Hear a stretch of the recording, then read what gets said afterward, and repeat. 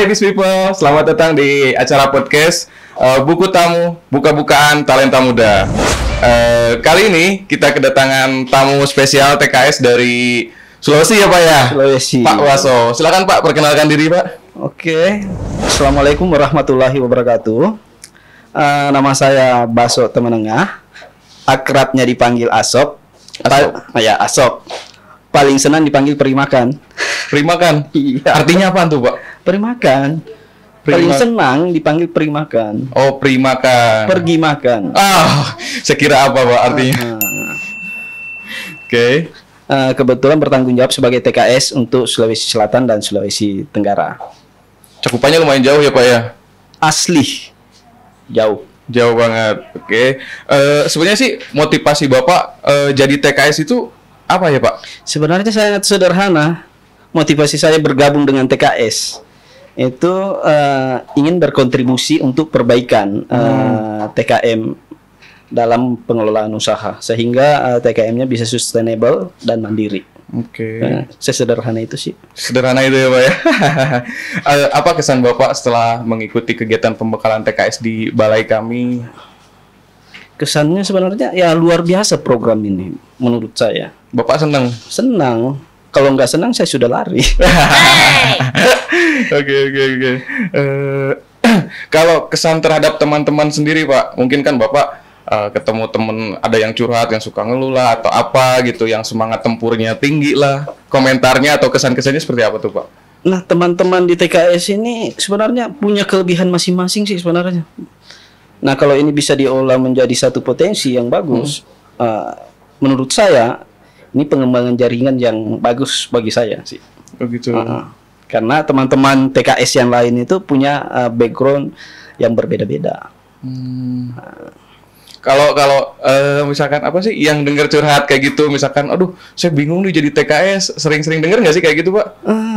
Tidak pernah sih. Tidak pernah dengar keluhan. Berarti mereka pada senang semua ya kira-kira ya? Semua. Oke, alhamdulillah. Kalau dari segi TKM yang Bapak dampingi sendiri ya Pak, Bapak nemu kesulitan nggak pas di lapangan? Misalkan TKM-nya susah karena aksesnya jauh, atau mungkin terkendala komunikasi, atau mungkin penyampaian yang Bapak sampaikan terus penangkapan dia kurang begitu dipahami, kayak gitu Pak? Ya. Ada. Sebenarnya terkendalanya dari segi waktu saja ya mepet kemarin persiapannya. Kalau program ini dipersiapkan dengan waktu yang panjang dan desain yang lengkap, itu saya rasa tidak ada kesulitan bagi teman-teman TKS untuk berkomunikasi dengan kawan-kawan TKM. Hanya karena kemarin itu memang programnya durasinya sangat singkat sebenarnya. Iya, mepet lagi di akhir tahun ya Pak ya. Terus wilayahnya jauh-jauh.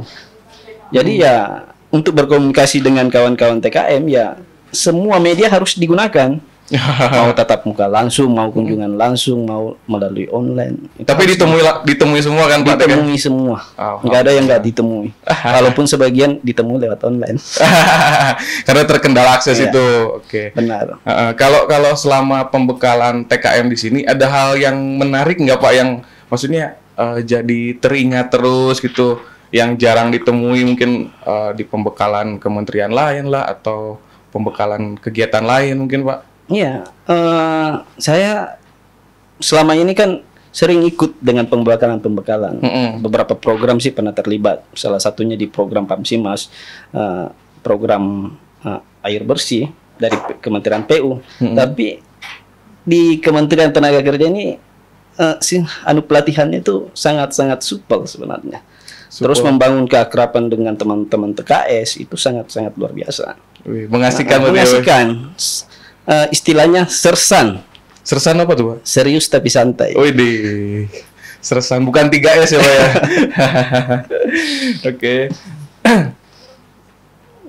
Kalau TKM nih, kalau balik lagi ke TKM ya Pak, usahanya misalkan yang bisa di blow up, yang sekira-kiranya menarik nih potensinya, ada nggak yang didampingi Bapak yang seperti kayak gitu? Sebenarnya di dampingan saya ada banyak yang bisa ditonjolkan. Salah satunya yang lolos di Batch 9 kemarin, itu dapat bayar, kebetulan bayarnya Pak Jamal. Itu salah satunya pengembangan sebenarnya olahan ikan. Dia ada 15 item produk yang dikembangkan. Salah satunya kan abon itu.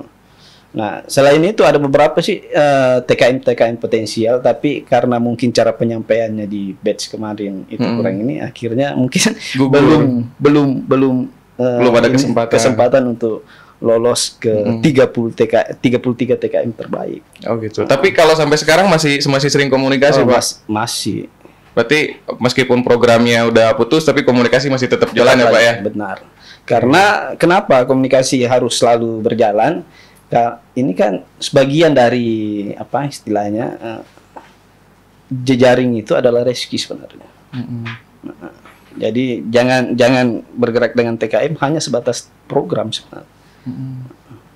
Kalau untuk saran ke depan nih Pak, entah itu pembekalan TKM atau pembekalan TKS-nya, taruhlah gini dulu, saya minta saran dari Bapak untuk pembekalan TKM ke depannya. Konsepnya seperti apa gitu, mungkin bisa jadi masukan juga buat balai, terus apa sih masukan buat TKM juga gitu. Ya.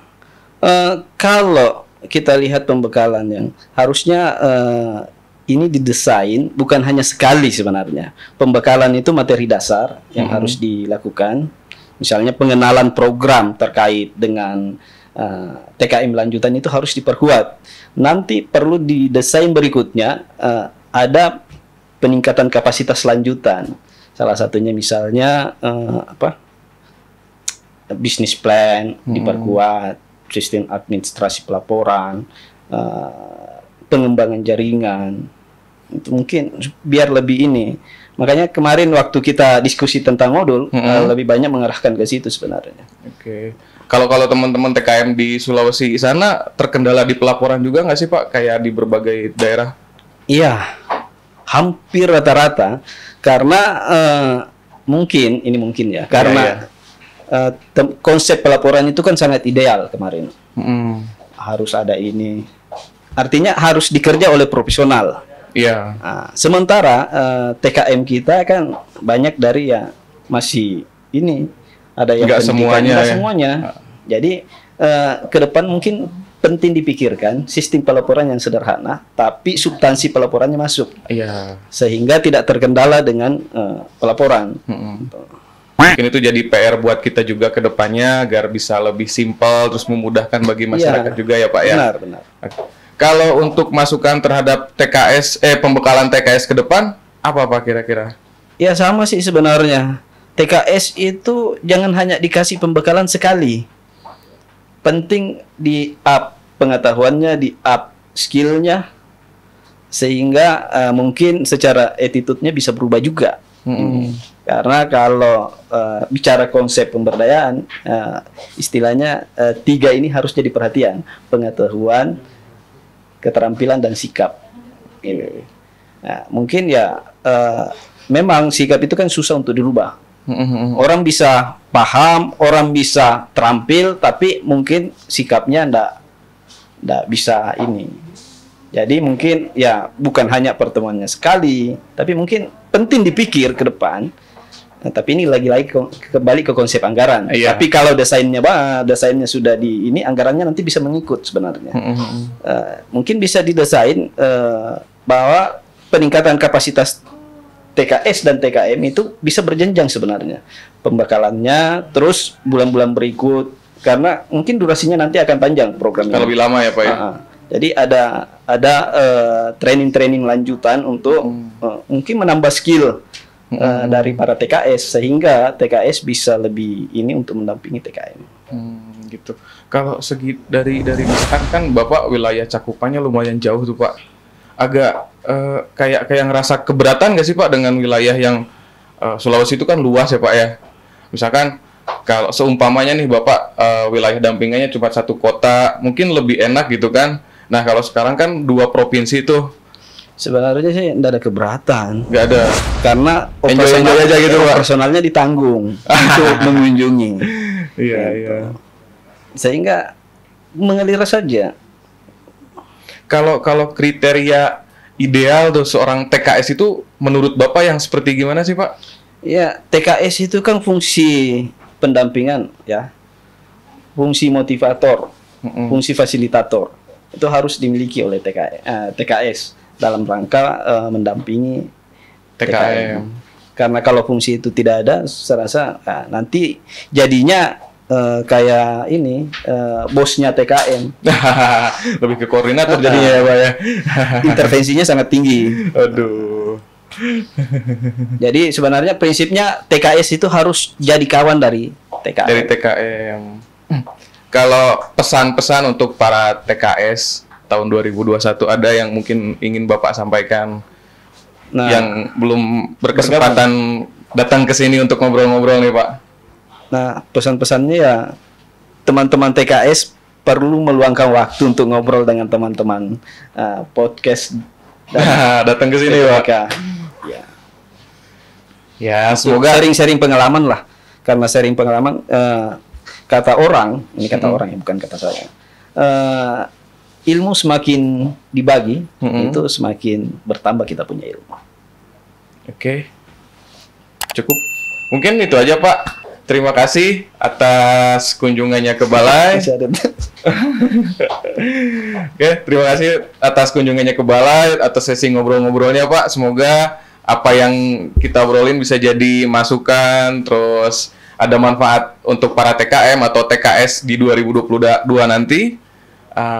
Salam untuk semuanya, salam sehat.